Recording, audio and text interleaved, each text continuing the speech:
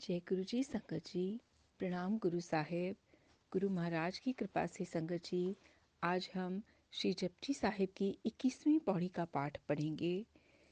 पाठ पढ़ते वक्त होने वाली भूल चूक के लिए, अशुद्ध उच्चारण के लिए गुरु साहिब और आप सबसे मैं हाथ जोड़कर पहले से ही क्षमा प्रार्थना करती हूँ।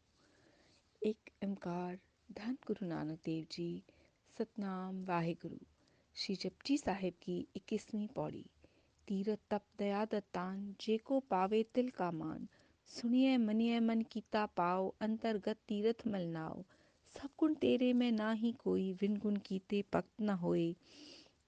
स्वस्थ आत बाणी बरमाओ, सत सुहान सदा मन चाओ। कमण सुवेला वक्त कमण, कमण तिथ कमण वार। कमण सिरुत महा कमण जित हुआ आकार। वेल न पाया पंडिती, जे होवे लेख पुराण। वक्त न पायो कादिया, जे लेखन लेख कुरान। तिथवार न जोगी जाने, रुत माह न कोई। जा करता सिरठी को साजे, आपे जाने सोए। किव कर आखा किव सलाही, किव वर्णी किव जाना। नानक आखन सब तो आखे, इक तो इक सियाणा। वड्डा साहिब वड्डी नाई, कीता जाका होवे। नानक जेको आपे जाने, अगे गया न सोहे। Meaning in English: pilgrimages, austere discipline, compassion, and charity. These by themselves bring only an iota of merit. Listening and believing with love and humility in your mind, cleanse yourself with the name at the sacred shrine deep within. All virtues are yours. Lord, I have none at all. Without virtue, there is no devotional worship. Bow to the Lord of the world, to His word, to Brahma, the Creator. He is beautiful, true, and eternally joyful. What was the time, and what was the moment? What was the day, and what was that date? What was the season, and what was that month when the universe was created? The Pandits, the religious scholars, cannot find that time, even if it is written in the Puranas. That time is not known to the Qazis who study the Quran. The day and the date are not known to the yogis, nor is the month or the season. The Creator who created this creation, only He Himself knows. How can we speak of Him? How can we praise Him? How can we describe Him? How can we know Him? O Nanak, everyone speaks of Him, everyone wiser than the rest. Great is the Master, great is His name. Whatever happens is according to His will. O Nanak, one who claims to know everything shall not be decorated in the world hereafter. फिर सिद्धों ने कहा कि ये तो हमें निश्चय हो गया है कि किए हुए कर्म का फल अवश्य भोगना पड़ता है, परंतु शास्त्रों में तीर्थों पर स्नान दान करने का बड़ा महात्म लिखा है। इस बाबत आपकी क्या राय है? तो गुरुजी ने कहा, तीरथ तप दया दत्तान, जे को पावे तिल का मान। अर्थात वेद शास्त्रों में जो लिखा है सही लिखा है। तीर्थों पर जाना चाहिए, स्नान दान का फल मिलता है, लेकिन ये फल सुख समय की सीमा के रहते हैं, हमेशा के लिए नहीं होते। राम नाम के सिमरन के आगे ये सारे सुख एक तिल मात्र हैं। साध संगत जी, ये इस साखी से भी सिद्ध होता है।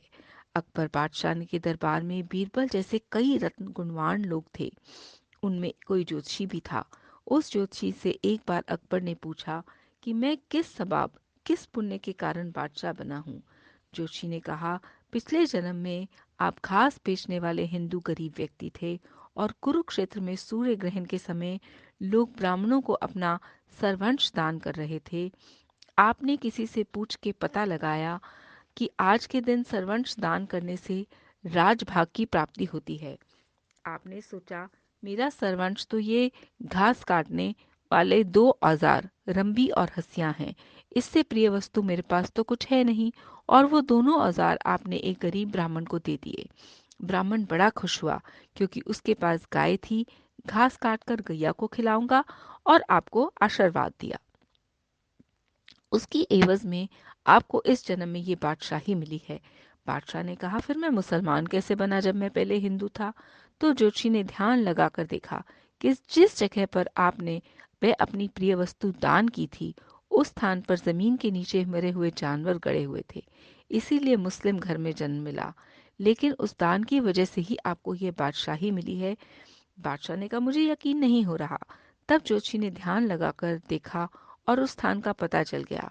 तो बादशाह को उस स्थान पर ले गया। वह जमीन खुदवाई गई, बराबर वहां जानवरों के कंकाल गड़े हुए मिले। तो बादशाह को यकीन आ गया कि तीर्थों पर और शुभ समय पर दान करने से उसका लाभ मिलता ही है। आगे गुरुजी ने फरमाया, सुनिए मनिए मन कीता पाओ, अंतर्गत तीर्थ मल नाओ। गुरु के उपदेश को भावना से सुनकर अमल करने से भी तीर्थों के स्नान के बराबर फल मिलता है। सब गुण तेरे में ना ही कोई, भिन्न गुण कीते भगत न होए। परमात्मा के आगे प्रार्थना करनी चाहिए कि मैं गुणहीन हूँ प्रभु, सब गुण आपके हैं, और बिना परमात्मा के गुण गायन किए भक्ति पूर्ण नहीं होती।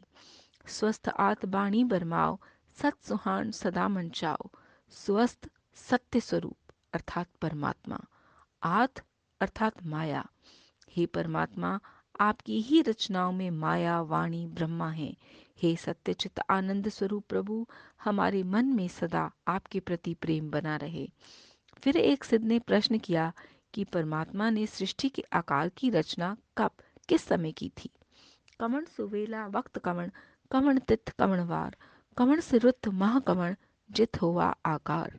तो गुरुजी ने कहा, वेल न पाया पंडिती, जे होवे लेख पुराण, वक्त न पायो का दिया, जे लेखन लेख कुरान। तिथवार न जोगी जाने, रुत माह न कोय, जाकर रास ठीको साजे, आपे जाने सोए। ये तो परमात्मा ही जाने। ना ही पंडित पुराणों को पढ़कर बता सकते हैं, ना ही कुरान पढ़ने वाले काजी बता सकते हैं कि किस तिथि वार रुत और महीने में इस जगत की रचना हुई है। ये बात योगी भी नहीं जानते। सृष्टि के रचयिता आप ही वो करतार इस बात को जानते हैं। किव कर आखा किव सालाही, क्यों वरनी किव जाना।